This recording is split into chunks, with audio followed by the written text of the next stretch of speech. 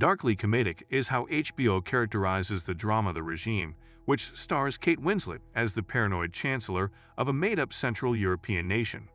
In addition to showcasing some of the show's most bizarre moments, such as the chancellor reprimanding her cabinet from an ice-filled tub, the premiere features Winslet's Alina Vernem giving an uncomfortable rendition of Chicago's "If You Lead Me Now" to American diplomats during a state dinner.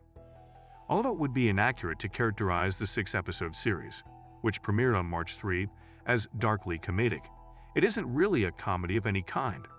Will Tracy is the show's creator. The Regime is a depressing, cursory examination of the perils of authoritarianism and the sobering truth of America's complicity in the tyranny of people worldwide. While it may be relevant to the times, it is not especially humorous, instructive, or perceptive. Weakness is the trait shared by all autocratic strongmen, or, as in the case of Kate Winslet's Alina Vernem in The Regime, autocratic strongwomen. Their primary response to a crisis, or even a minor affront, is violence and oppression, which is imposed by the military and backed by media propagandists and bureaucracy sycophants. They are typically conceited, impressionable, insecure, and frequently insane. They use nationalist kitsch to market themselves, manipulate elections into appearing free and fair, hold power through anything but, and live in a luxurious, paranoid bubble within the palace. Alina, the head of a fictitious Central European nation that resembles the Grand Budapest Hotel meets the death of Stalin, reacts violently to a family crisis, which is a sign of the frailty of the strong woman. Alina's first instinct is to employ Corporal Herbert Zubak, one of those homicidal troops, to follow her around since the economy is in free fall and the army's shooting down of 12 protesters at a cobalt mine has further harmed the nation's already suspect human rights record. Even if Zubak wasn't profoundly sedated at their initial meeting, his tasks would still be unclear to him, but Alina's gesture says more than anything. She informs Zubak, "Those protesters behaved like animals. You soldiers simply responded. Notwithstanding what my detractors say, I was correct to send you guys down the mine." In just one episode, the relationship between Alina and Zubak changes significantly, implying that Alina's hold on her tin pot kingdom is waning and that Zubak is astute in knowing when and how to take advantage of it. The creator of this nasty, perverse, politically astute comedy, Will Tracy, was formerly the editor-in-chief of The Onion. He wrote about Succession and co-wrote The Menu, a satire about a three-star kitchen that is its own harsh, authoritarian regime, with another Onion alum, Seth Rees. Tracy is a comedy writer from the Armando Iannucci School, specialized in the absurdities of the super elite, whose excessive venality and incompetence can be both humorous and destructive. The Regime is a parody of history, Waster Royko on a global scale. The paranoia that permeates Alina's castle is reminiscent of Dr. Strangelove, particularly on Victory Day, when she defeated the previous neo-Marxist chancellor in an election that may or may not have been close to fair. It feels like the traditional, CIA-orchestrated, capitalist-friendly, right-wing overthrows in Central and South America, given America's interest in the nation's cobalt resources. Alina is similar to General Jack the Ripper, played by Sterling Hayden in Strangelove. However, instead of worrying about communists contaminating our precious bodily fluids by fluoridating the water, Alina is certain that spores have contaminated the palace. A chancellor literally demolishing her own palace is an apt metaphor for a collapsing kingdom, but we're not sure if the spore fixation even started with her. Others, particularly Susan, Alina's finance minister, and her doctor, who just so happens to be tied to Susan's hip, have taken advantage of Alina's weaknesses. Even Alina can feel the vultures gathering when she throws an official reception where the CEO of an American energy business is the most important attendee. The mine slaughter has provided the CEO with an opportunity to negotiate a majority interest in Susan's cobalt firm, which she has been pushing for. Americans are absolutely capable of turning a blind eye to violations of human rights when it comes to business, but in terms of cold, hard negotiations, this provides them greater negotiating power. Valeria's focal point of the episode is the reaction, which is just as humorous and character-revealing as Kendall Roy's well-known L to the OG rap dedication to his father on Succession.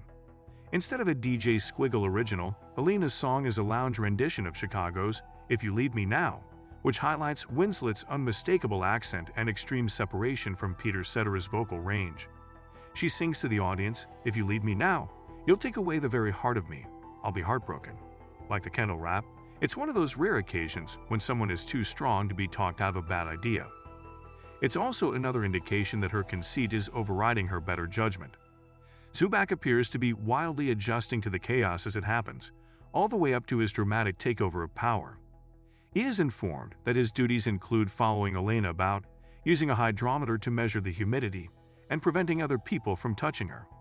However, Elena discreetly pulls him aside and gives him a heavy slap on the face for making her appear foolish to the foreign visitors when he does both during the reception. She advises him, next time, turn the gun on yourself, alluding to the tragedy. You greasy little cow, put it in your mouth. But his exclusion from her orbit turns out to be only temporary when he beats a big invader to within an inch of his life in her bedroom. Elena desired to have the Zubak by her side. She, as well as possibly us, are surprised to learn that Zubak has been observing. He's finally in a position to tell her straight up about the machinations behind her spore sickness and the talks around the cobalt mines. He tells her, "You told me to crush them and anyone who makes you weak, and now they're making fun of us because you dance at the circus with foreign currency like a sick bear." All of this is like music to Elena's ears, strengthening her determination to deal with the Americans and providing her with the fortitude to drive Susan and her doctor out of the palace for their treacherous plots. It may also elevate this insane, deadly soldier to the position of greatest authority in the nation. The powerful lady doesn't stop being weak. While Andrea Risborough plays Elena's chief minister, who leaves to make fun of the common people who are renovating and re-renovating the palace, we'll have to wait and see how much impact she actually has. "Don't go soiling this. I've cared for it my entire life," she advises Zubak as she shows into his chamber. Even though Elena has blind spots, she is conscious of her surroundings enough to laugh at Susan's assertion that the people desire development. "You can hear them grunting from your country house," she says.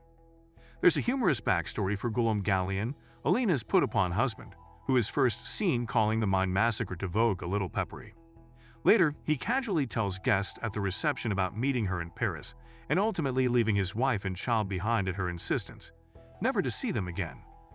It seems that Elena has a small obsession with having her deceased father's body on display for a full year following his passing, and then publicly criticizing the ugly patches that have formed on his decaying face to the employees.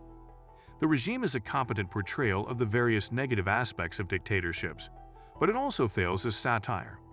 Beyond that, it appears that the show's thesis is that there are no moral leaders and that there are no decent boys or girls in politics. Herbert meets Edward Keplinger, guest actor Hugh Grant, in the second part of the season, contrary to what his far-left policies would have him believe. He is not a man who is devoted to the honest working people. Without a mandate, the leader of the inevitable resistance movement tries to take over, and America, here portrayed by Senator Judith Holt, is always involved in the background and complicit in it all.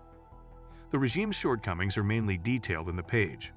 Though confusing at times, Winslet's portrayal of Elena keeps her interesting, and Riseborough's Agnes, the only character in the series with any degree of empathy, helps to offset the overwhelming misanthropy of the narrative.